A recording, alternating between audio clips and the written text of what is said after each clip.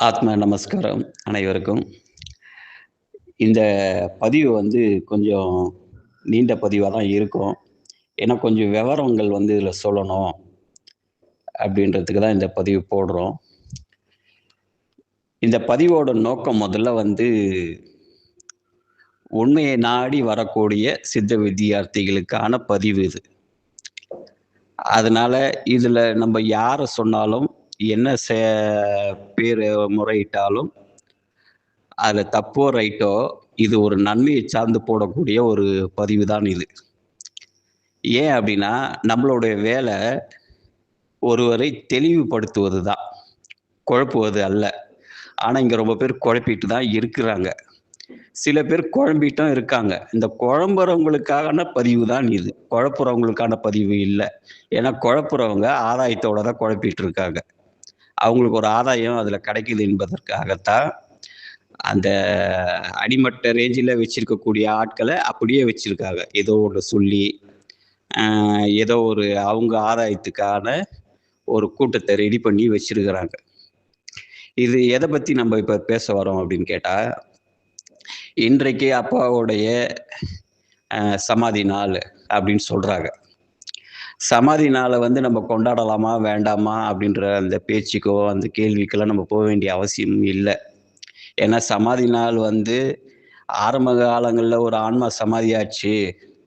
அத ஒரு 48 நாள் கழிச்சு நம்ம ஒரு தியானம் வைக்கிறோம் அப்படின்னா, அது ஒண்ணு அவர்களுக்கு உறுதுணையா இருக்கும். இல்ல நமக்கு உறுதுணையா இருக்கும். அது ஒரு ஃபார்மாலிட்டி தான். அதுல ஒர்க் அவுட் ஆனாலும் சரி, ஆவலனாலும் சரி. நம்ம பண்ணலன்னா கூட நடக்க போறது நடக்க தான் போது. ஆனா அப்பாவ அது போல ஒப்பிட்டுலாம் நம்ம பார்க்க முடியாது. அந்த லிஸ்ட்லலாம் அப்பாவ சேர்க்கவும் முடியாது. அப்படி இருக்கும்போது அவருக்கு அவர் சமாதி ஆன நாள்ல நம்ம அத கொண்டாடலாமா? அது ஒரு செலிப்ரேஷன் பண்ணலாமா? இப்ப அத மட்டும் தனியா பண்ணா அது ஒரு விழாவா போயிடும்னும்போது, கூட ஒரு 4, 5 ஆன்மாக்கள சேர்த்துக்கிறது. அவங்க சமாதி நாளையும் அன்றைக்கு சேர்த்து பண்றோம் அப்படின்னு சொல்லி, அத சேர்த்து பண்றதுக்கான வேலையும் பண்ணிக்கிட்டு, கொண்டாடிக்கிட்டு தான் இருக்கிறாங்க. கொண்டாட்டங்கள் யாரு எப்படி வேணாலும் பண்ணலாம். அது அவங்களுடைய சௌரியம். ஆனா அதுல மூட நம்பிக்கைய வளர்த்து ஒவ்வொரு ஆன்மாவையும் மீட்டு எடுக்கணும்னு வந்த சாமி சிவானந்த பரமஹம்சருடைய எண்ணங்களையும், அவருடைய மார்க்கத்தையும், அவருடைய விஷயங்களையும் அதுல மிஸ்யூஸ் பண்றாங்க இல்லையா? அது முற்றிலும் தவறு. அதற்கான பதிவு தான் இது. அது யாரா இருந்தாலும் சரி. வானத்தில இருந்தே அவர் குதிச்சிருந்தா கூட, அப்பாவுடைய கொள்கையை தவறா பயன்படுத்துறவங்களுக்கு கட்டாயம் அப்பா பனிஷ்மென்ட் தரதான் செய்வாரு. இயற்கை தரதான் செய்யும். அது இப்பத்திக்கு அவங்களுக்கு சந்தோஷமா இருக்கலாம். அதுல ஒரு வருவாய் வரலாம். ஒரு புகழ் வரலாம். இவர விட்டா பெரிய ஆள் இல்லன்ற ஒரு தோரணைய உண்டு பண்ணலாம். அதெல்லாம் இப்ப வரும். ஆனா, ஊழ்வினைன்னு ஒண்ணு தாக்கும். எல்லா மனிதனையுமே தாக்கும். நல்லவனையும் தாக்கும், கெட்டவனையும் தாக்கும், எல்லாரையும் தாக்கும். அப்ப வேலை செய்யும் இவங்களுடைய இந்த அயோக்கிய தனங்கள் அத்தனையுமே அப்ப வேலை செய்யும். இப்ப இவங்களுக்கு பிரகாசமா இருக்கும்.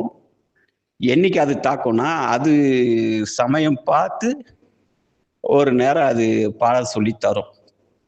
அதனால இன்னைக்கு நல்லா இருக்காங்கன்றதுனால, இவங்க சொல்றதெல்லாம் கரெக்ட்ன்றதுன்னு நெனச்சுக்கிட்டு, சில சித்த வித்தியார்த்திகள் அவர்கள் சொல்வதை வேத வாக்கா எடுத்துக்கிட்டு, நீங்க அவங்கள பின்னோக்கி போக்கூடாது. அவர்கள் முற்றிலும் அவர்களுடைய ஆதாயத்துக்கு தான் அத பண்றாங்க. அப்பா ஒரு நாள் விழாக்கு குறிச்சு குடுத்துருக்காரு. அது கூட அவர் ஜென்மதின விழாலாம் கிடையாது. அது நம்மளா சொல்லிக்கிறோம். அது அவருடைய ஜென்மதின விழா. யாரு போய் பார்த்தது? அவர் அந்த நாள் தான் பிறந்தாருன்னு யார் அவர் சொன்னாரா? எதுலயாவது குறிப்பிட்டிருக்காரா? சரி அப்பா இன்னைக்கு தான் சமாதி ஆனாருன்னு யாருக்கு தெரியும்? அங்க இருந்தவங்க சொன்னத வச்சு தான் நம்ம போயிட்டு இருக்கோம். 2வது அப்பாவ ஒரு கணக்குலயும், ஒரு கோல்லயும் நிறுத்த முடியுமா? அவரு எவ்வளோ பெரிய பரம்பொருளு. அவருக்கு ஒரு டேட் ஃபிக்ஸ் பண்றதோ, அவர ஒரு கோர்ட்ல எடுத்துட்டு போய் நிறுத்துவதோ, இது எவ்வளோ ஒரு அறியாமையான ஒரு செயல். ஏன் ஆசிரமக்காரர்கள் இத கொண்டாட மாட்டேன்றாங்க? அங்க அப்பா சமாதி மட்டும் தான் இருக்கு. அப்பா பார்த்து வளர்த்த பசங்க, அப்பா கூட இருந்த சீடர்கள், அவங்கலாம் கூட ஆசிரமத்தில சமாதி ஆயிருக்காங்க. ஆனா எங்க வச்சிருக்காங்க? அப்பா பக்கத்தில கொண்டு போய் வச்சிருக்காங்க. அவர்கள ஒரு இடம் தான் தனியா வச்சிருக்காங்க. ஏன் அப்படி? ஏன் அப்படின்னா, அது பரம்பொருள். அந்த பரம்பொருள கூட எடுத்துட்டு போய் எல்லா சமாதியும் ஒண்ணா வச்சுலாம் பார்க்க முடியாது. இது இது வந்து விதிவிலக்கான்னு கேட்டா, இது விதிவிலக்கு தான். அவர் ஒரு அவதார புருஷன். அவர் இங்க வந்தது ஜீவன்களை மீட்டு எடுக்க. அவர வச்சு கொண்டாடுறதுக்கோ, அவர வச்சு வேதங்கள் பார்ப்பதற்கெல்லாம் இல்ல. ஆனா அவர நம்ம வணங்குவது, ஒரு பரம்பொருள வணங்குவதற்கான சமம் தான் அது. அப்ப பரம்பொருளுக்கு கொடுக்க வேண்டிய மரியாதைய ஆசிரமக்காரர்கள் குடுத்து, அப்பாவ வணங்கிட்டு இருக்கிறாங்க. அவர் சொல்லத ஒரு வேத வாக்கா எடுத்து செயல்பட்டுட்டு இருக்காங்க. இந்த வெளிய இருக்கக்கூடிய சித்த வித்தியார்த்திகள், அறிஜீவிகள் இவங்க என்ன பண்றாங்கன்னா, ஒவ்வொரு நாளா தேர்ந்தெடுத்துக்கிறாங்க. எப்படி அப்பா பேர சொல்லி ஒரு ஃபங்ஷன் பண்றது, அதன் மூலியமா எப்படி ஆதாயங்கள் தேடுவது, அதன் மூலியமா எப்படி கூட்டத்த சேர்ப்பது, அதன் மூலியமா எப்படி நான் என்ன கேட்கிறேன்னா, நீ அப்பா பேர சொல்லாம உன்னால எதுவுமே செய்ய முடியாது தான். அதுதான் உண்மை. ஏன்னா, அவர் பேர சொன்னா 4 பேர் வர இடத்துல 8 பேர் வருவாங்க. அத நீங்க உங்களோட ஆதாயத்துக்கு அத நீங்க பயன்படுத்திக்கிறீங்க. இதுல அறியாமையான மக்கள்கள் போய் மாட்டிக்கிறாங்க. இந்த அறியாமையான மக்களுக்கான ஒரு பதிவா தான் நான் இத போடுறேன். முதல்ல ஒரு விஷயம் நல்லா புரிஞ்சுக்கோங்க. அப்பா வந்து சித்த வித்தியார்த்திகளை, நீங்க ஜீவ சமாதி ஆகணும்.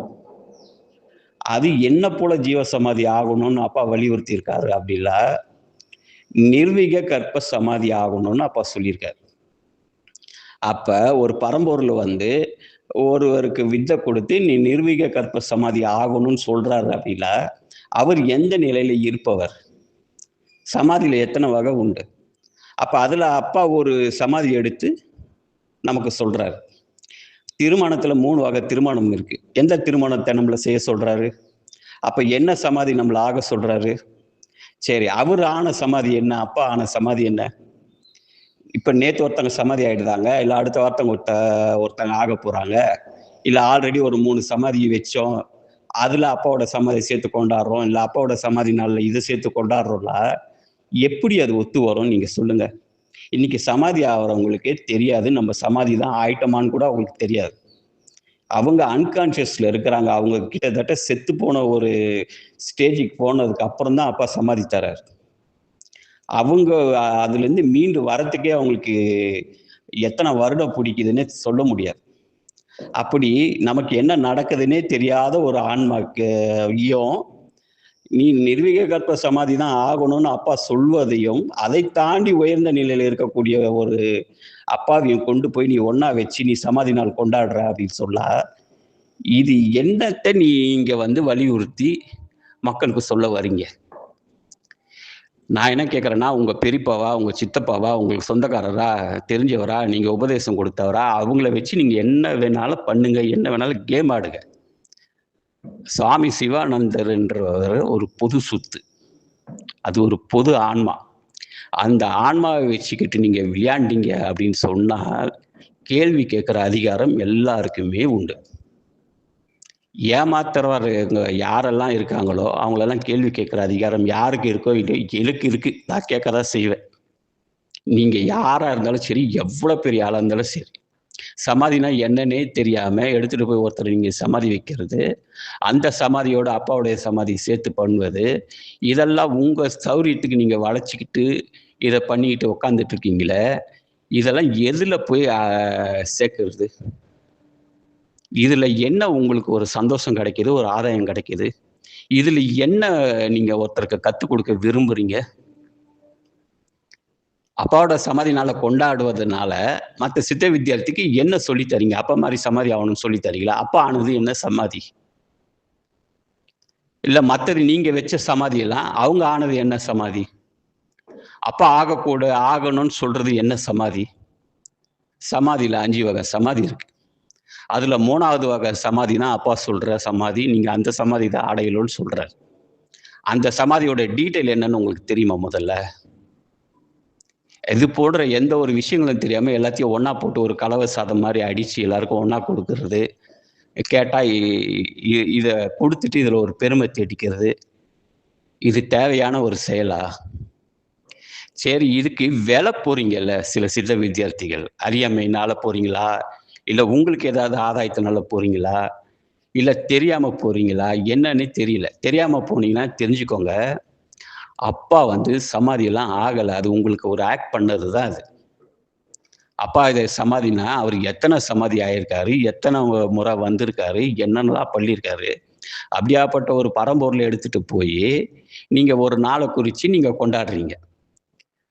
2வது நீங்க ஞான மார்க்கத்துல இருக்கிறீங்க. எல்லோருடைய அதிகம் உங்களுக்கு தெளிவு இருக்கணும். இவ்வளோ தெளிவு வேண்டிய உங்களுக்கு, நீங்க போய் இந்த உருவ வழிபாட்டு சாமியாருங்கள மாரி, அப்பாவ கொண்டு போயி, நீங்க விழா கொண்டாடுவதும், அவர சொல்லி பல விஷயங்கள் பண்ணுவதும், இது மிகப்பெரிய ஏமாத்து வேல. ஏமாந்துகிட்டு இருக்கிற வேல. அதனால உண்மையான சித்த வித்தியார்த்திகள் நான் அவங்களுக்கு தான் இந்த மெசேஜ் போடுறேன். ஏமாத்துறவங்களுக்கோ, ஏமாறுறவங்களுக்கெல்லாம் நான் போடல. உண்மையான சித்த வித்தியார்த்திகள், தெரியாதவர்களுக்கு நான் இந்த பதிவு போடுறேன். நல்லா கேட்டுக்கோங்க. அப்பா வந்து சமாதியில அடங்குறவரு கிடையாது. அவருக்குன்னு ஒரு சமாதி நாளம் கிடையாது. அவருக்குன்னு ஒரு பிறப்பும் கிடையாது. அவர ஒரு பிறப்பாவும், அவர ஒரு சமாதியாவும் நீங்க எடுத்துக்கிட்டீங்கன்னா, நீங்க மிகப்பெரிய அறியாமையில இருக்கீங்கன்னு அர்த்தம். அத ஒருத்தவங்க உங்களுக்கு சொல்லிக் குடுக்குறாங்கன்னா, அவங்க ஏதோ ஒரு ஆதாயத்துக்கு உங்களுக்கு சொல்லி தராங்கன்னு அர்த்தம். இத கொண்டாடுவதனால உங்களுக்கு எந்த லாபமும் கிடையாது. கொண்டாடாம இருப்பதனால எந்த லாபமும் கிடையாது. ஒருவேளை இத வச்சு நீங்க ஆதாயம் தேடுவதா இருந்தா இத நீங்க கொண்டாடணும்.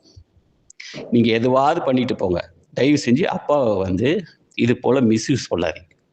சாமியோட பேரையோ, சாமியோட பிறப்பையோ, சாமியோட சமாதியோ உங்க இஷ்டத்துக்கு வளைக்காதீங்க. உங்க இஷ்டத்துக்கு பண்ணாதீங்க. நான் யாரா இருந்தாலும் சரி, இத நேர்ல சந்திச்சேன்னா நான் கேட்க தான் செய்வேன். சமாதினா என்ன? உங்க இஷ்டத்துக்கு ஏன் பண்ணிட்டு இருக்கீங்க? அவர் சமாதி ஆன காலகட்டம் என்ன? அவர் சமாதி ஆகும்போது யார் கூட இருந்தா? என்ன சொல்லிட்டு சமாதி ஆனாரு? எந்த ஒரு இன்னைக்கு அவரோட சமாதிய நீங்க ஆராய்ச்சி பண்ண போனீங்கன்னா, அ அது ஒரு இதுவா இழுத்துட்டு தான் போயிட்டுருக்கும். ஒரு முடிவே இருக்காது உங்களுக்கு. அப்படி இருக்கும்போது நீங்களா ஒரு உங்க சௌரியத்துக்கு ஒரு நாள தேர்ந்தெடுத்துட்டு, 2வது இது உலக யோகா தினம்னு அறிவிச்சதுக்கும், அப்பாவுடைய சமாதி நாளுக்கும் எந்த சம்பந்தமும் கிடையாது. உலக யோகா தினம் என்பது இப்ப சமீபத்தில அலௌன்ஸ் பண்ணது தான். அப்பா சமாதி ஆனது கிட்டத்தட்ட பல வருஷங்களுக்கு முன்னாடி. அதுவும் இதுவும் ஒரே நாள்ல கோயின்சிடா நடந்ததுனால, இத அப்பாக்காக அவங்க பண்ணிட்டாங்க. இது அப்பா வந்து இத ஒரு வலியுறுத்தலுக்காக பண்ணிட்டாரு அப்படின்னு நம்பளா வந்து, நம்ப அப்பாவ விட்டுக் குடுக்கக்கூடாதுன்னு நம்ம ஒரு பெருமைக்கு அத சொல்லிட்டு உட்கார்ந்துட்டு இருக்கோம். 2வது யோகாக்கும், அப்பாக்கும், சமாதிக்கும் என்ன சம்மந்தம் இருக்கு? உலக யோகா தினம்னு சொன்னா, அதுக்கும் சாமிக்கும் என்ன சம்மந்தம் இருக்கு? அவர் எங்க உங்களுக்கு யோகா சொல்லிக் குடுத்துட்டு போனாரு? இருக்கிறதுலயே பெரிய உத்தமமான கலை சித்த வித்த கலைடா, அத புடிச்சு செய்யுங்கடான்னு சொல்லா, நீங்க ஒரு யோகா தினத்துல எடுத்துட்டு போய் ஒரு சித்த வித்த கலையும், ஒரு சித்த வித்த கொடுத்த மகானையும் ஒப்பிட்டு, நீங்க ஒரு அங்க ஒரு குழப்பத்த உண்டு பண்ணி வச்சிருக்கிறீங்க. இதெல்லாம் எதுக்கு பண்றீங்கன்னே ஒண்ணுமே புரியல. இது உங்களுக்கு ஒரு அசிங்கமா தெரியலையா? இவ்வளோ பெரிய மகான வச்சுக்கிட்டு, அவர் பேர இப்படி மிஸ்யூஸ் பண்ணிக்கிட்டு, இதன் மூலியமா ஒரு ஆதாயத்த தேடிக்கிட்டு, ஒரு கூட்டத்த சேர்த்துக்கிட்டு, இப்படி ஒரு வேலை செய்யறது வந்து உங்களுக்கு ஒரு அசிங்கமா தெரியலையா? இல்ல இத நம்பி அ அறியாமையில ஓடுற சித்த வித்தியார்த்திகள், உங்களுக்கு இது ஒரு அசிங்கமா தெரியலையா? சொல்லுங்க. உங்களுக்கு வித்த அப்பா எதுக்கு குடுத்தாரு? என்ன மாரி நீ சமாதி ஆயி காட்டுன்னு குடுத்தாரா? உன் ஜீவன கரை சேர்க்கறதுக்கு நீ உட்கார்ந்து தவம் பண்ணு. நீ சமாதி ஆகு. அப்படின்னு சொல்லி தான் நமக்கு வந்து அப்பா உபதேசம் தர்றாரே ஒழிய, நீ விழா கொண்டாடு, என் பேர வச்சு புகழ் பாடு, இப்படின்றதுக்கா வந்து நமக்கு வந்து உபதேசம் குடுத்தாரு. ஏதோ 1, 2 ஒரு களைப்பு தீர, அலுப்பு தீர ஒரு விழா கொண்டாடணும்னா அது ரைட்டு. இத தொடர்ந்து இப்ப அடுத்த வாரம் கூட தான் எங்க அப்பா சமாதி நாள் வருது. அவரு என்ன சமாதி ஆனாரு, எப்படி சமாதி ஆனாருன்னு கண்கூட நின்னு 3 மணி நேரமா நின்னு பார்த்த ஆளு நானு. அது என்ன சமாதி ஆச்சு, எப்படி சமாதி ஆனாருன்றது எனக்கு ஏ டூ இசட் தெரியும். அதனால அந்த சமாதிய கொண்டாடுவதா, வேண்டாமா? இல்ல அத ஒரு புண்ணிய காரியமா பார்ப்பதா, அத வச்சு ஒரு ஜெபம் நடத்துவதான்னு நான் அத தெரிஞ்சு தான் செஞ்சுட்டுருக்கோம். ஆனா நீங்க பண்றத பார்த்தா, எந்த ஒண்ணுமே உங்களுக்கு அதன பத்தின நாலேட்ஜே கிடையாது. நான் ரொம்ப ஓப்பனா சொல்றேன். அத பத்தின நாலேட்ஜே கிடையாது. அப்படி நாலேட்ஜே இல்லாம நீங்க பாட்டுக்கு ஒரு விழா கொண்டாடுறீங்க. 2வது ஏதாவது ஒரு இடத்த வாங்கி போட்டுர்றீங்க. அந்த இடத்த வந்து தக்க வச்சுக்கணுன்றதுக்காக அங்க ஒரு விழா நடத்துறது, அங்க ஒரு அன்னதானம். ஏன் இதெல்லாம்? இத தான் உலகத்துல பண்ணிட்டு வந்தீங்க.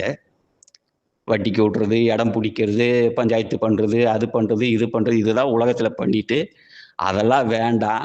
நம்ம முக்தி அடையணும், கரை சேரணும், ஞானத்துக்கு வரணும்னு தான் இதுல வந்தது. இங்க வந்து அதே பொழப்பையே பண்ணிட்டு இருக்கீங்களே, இது எதுல போய் சேரும்? ம். கேட்க ஆள் இல்லன்னு இதெல்லாம் பண்ணிட்டு இருக்கீங்க. இல்லையா? இது நீங்க உங்களுக்குன்னு ஒரு கூட்டம் வருதுல்ல, ஏமாத்துற கூட்டம். அத தான் நீங்க ஏமாத்திட்டு உட்கார்ந்துட்டு இருக்கீங்க. தெளிவான ஆளுக்கு முன்னாடி நீங்க இதெல்லாம் சொல்லிட்டு செய்யுங்க பார்ப்போம். எங்களுக்கு முன்னாடிலாம் நீங்க இத செய்யுங்க பார்க்கலாம். நான் இப்படி செய்ய போறேன்.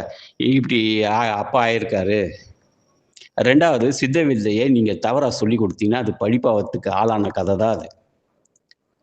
ஒரு நல்ல டான்ஸ் ஆடுறவன் வந்து, அவன் முன்னாடி நீங்க ஆடி காட்டுங்க. நீங்க ஆடுற டான்ஸ் கரெக்ட்டா இல்லையான்னு நாங்க சொல்றோம். நீ ஏதோ ஒண்ணு ஆடுற, சுத்தமா டான்ஸ் ஆடத் தெரியாதவன் முன்னாடி நீ ஏதோ ஒரு டான்ஸ் ஆடுற. அவன் என்ன பண்றான்? அவனுக்கு தெரிஞ்சத ஆடுறான்னும்போது, அது நல்லா இருக்குன்னு அவன் ஒத்துட்டு போறான். ஆனா நீ உண்மையிலேயே திறமைசாலியா இருந்தா, உன்னோடைய நடனத்த உனக்கு ஈக்குவலா இருக்கிறவன், இல்ல உன்னோட ஒரு படி மேல இருக்கிறவன்கிட்ட நீ ஆடி காட்டு. அதுல இருக்க அத்தனை குறைகளும் தெரியும். அது மாரி தான் நீங்க கிளாஸ் எடுக்கிறேன்னு சொல்லிட்டு, உங்களுக்கு தெரிஞ்ச கிளாஸ நீங்க எடுத்துட்டு உட்கார்ந்துட்டு இருக்கீங்க.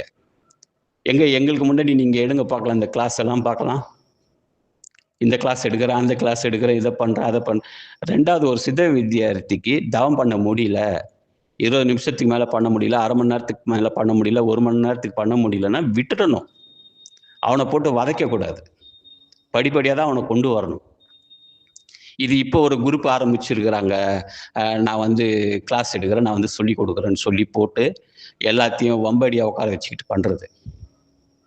முதல்ல சித்த வித்தை கலைய இயல்பா பழக வைங்க. சித்த வித்தை கலைன்னா என்னன்னு முதல்ல நீங்க புரிஞ்சுக்கிட்டு, அவர்களுக்கு புரிய வைங்க. அப்பா எழுதின புத்தகம் 3 தான். அத உட்காந்து தெளிவா படிங்க. அதுல அவர் என்ன சொல்றாரோ அதன் பிரகாரம் செய்க. அத தவிர்த்து நீங்க செய்யறது, நீங்க சொல்றது அத்தனையுமே யாரோ கேள்விப்பட்டது தான். அத நீங்க கேள்விப்பட்டுக்கிட்டு, நீங்க உட்காந்துக்கிட்டு, நீங்க அத ஒரு வாத்தியார் மாரி நீங்க பண்ணிக்கிட்டு, உங்களுக்கான ஆதாயங்கள தேடிக்கிட்டு, ஒரு குரூப்ப தேடிக்கிட்டு, அவங்கள அறியாமையில வச்சுக்கிட்டு, நீங்க இதெல்லாம் பண்றது வந்து மிகப்பெரிய அயோக்கியத்தனம். இத நான் கண்டிக்கணுன்றதுக்காக தான் நான் இத கட்டாயம் போடுறேன். இத நான் யார கண்டிக்கிறேன்றதும் கட்டாயம் உங்களுக்கு தெரியும். அதனால நான் என்ன சொல்றேன்னா, இப்போ நான் ஒரு மூடு மறைவா பேசுறேன். இன்னும் நீங்க இதெல்லாம் நிறுத்தாம நீங்க பாட்டுக்கு பண்ணிட்டு இருந்தீங்கன்னா, அடுத்த முறைலாம் பகிரங்கமா பேசுவேன், பகிரங்கமா கேட்பேன். சாமியோட வித்தைய மிஸ்யூஸ் பண்றவன கேள்வி கேட்கிற அதிகாரம் இங்க எல்லாருக்கும் உண்டு. சித்த வித்தை வாங்குன அனைவருக்கும் உண்டு. அதனால கேள்விகள்லாம் இங்க யார் வேணாலும் கேட்கலாம். அதனால நீ யாரு கேட்க, நான் யாரு கேட்கன்னுலாம் சொல்லக்கூடாது. இதோட தயவு செஞ்சு நிறுத்துங்க. நீங்க பண்ணுவதனால எங்களுக்கு எந்த லாப நஷ்டமும் கிடையாது. ஆனா நாங்க இந்த மார்க்கத்துல இருக்கோம். நாங்க இத மிகப்பெரிய சொத்தா நம்பி உள்ள வந்திருக்கோம். எங்க வாழ்க்கையெல்லாம் கொண்டு போயி ஒரு இடத்துல அடகு வச்சுட்டு தான் நாங்க இதுல வந்து பயணிச்சுட்டு இருக்கோம்.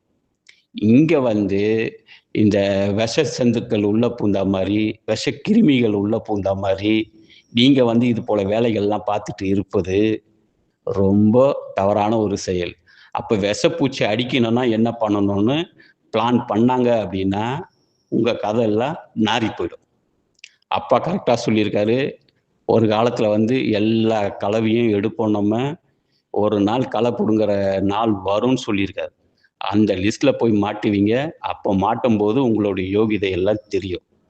அதனால இதுவரைக்கும் ஆதாயங்களுக்கு நீங்க செஞ்சிருந்தாலும், தயவு செஞ்சு நிறுத்திட்டு, சம்பாரிக்க வேற ஏதாவது வழி இருக்கா? போய் பார்த்துட்டு சம்பாரிங்க. யோகா சொல்லிக் கொடுங்க, நடனம் சொல்லிக் கொடுங்க, பாட்டு சொல்லிக் கொடுங்க, வேற ஏதாவது வியாபாரம் செய்ய சொல்லிக் கொடுங்க.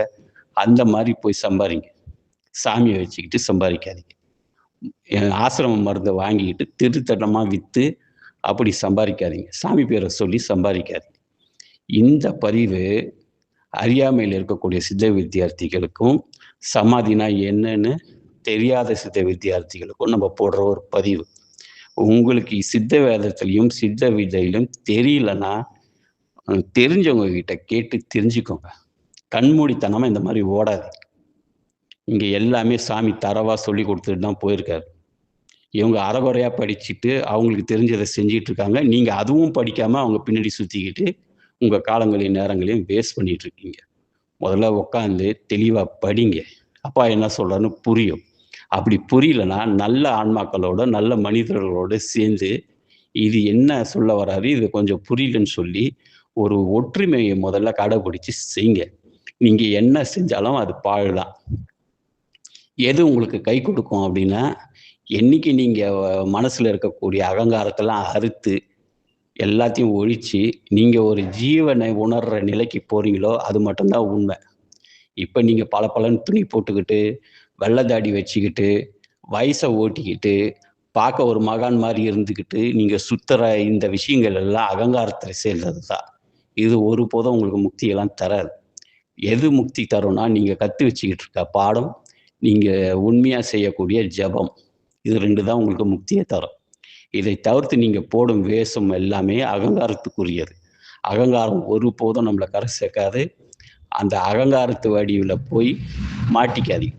முதல்ல அடுத்தவனுடைய குறைகளெல்லாம் கண்டு ஆராயாதீங்க. ஏன்னா, அடுத்தவன் குறைய கண்டுபிடிக்கிறதுக்கோ, அடுத்தவனுடைய குறைகளை இது பண்றதுக்கோ நீங்க இங்க பொறக்கல, நாம இங்க பொறக்கல. நான் பேசுவது அப்பாவுடைய வழிய தவறா பயன்படுத்தாதீங்க. அத பேசிட்டு இருக்கேன். யார்கிட்ட என்ன குறை இருக்கு, அதெல்லாம் நான் கண்டுபிடிக்கல. அது எனக்கு தேவையும் கிடையாது. மார்க்கத்தை தவறா யூஸ் பண்ணாதீங்க. மகானுடைய பேர தவறா யூஸ் பண்ணாதீங்க. அவருடைய பாதைய தவறா கொண்டு போய் சேர்க்காதீங்க. தவறான வழிமுறைய சொல்லிக் கொடுக்காதீங்க என்பதற்குத்தான் இந்த பதிவு போடுறோம். இந்த பதிவு பெருசா இருந்தாலும் கேட்டு வச்சுக்கோங்க. புதுசா வரக்கூடிய சித்த வித்தியார்த்திகள், உண்மையான சித்த வித்தியார்த்திகளுக்கு இந்த பதிவு வந்து ஒரு உறுதுணையா இருக்கும்னு நான் நம்பி இந்த பதிவ போடுறேன். அனைவருக்கும் ஆத்ம நமஸ்காரம்.